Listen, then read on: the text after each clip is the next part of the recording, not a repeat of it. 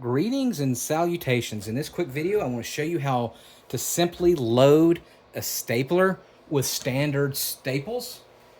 And they've been pretty much doing the same spring design for the last, I don't know, 100 years. And I'm just going to get standard staples, which I have in this box. They're very cheap.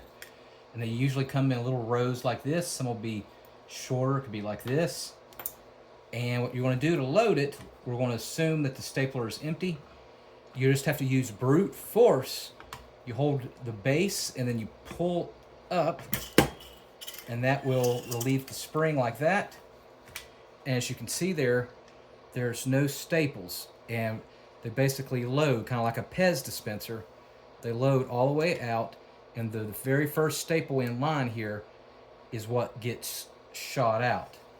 So to load it, the only thing you have to do is, it don't matter how small or big the row is, you just force it all the way to the front here.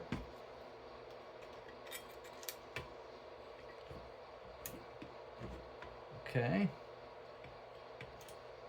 Just like a Pez dispenser.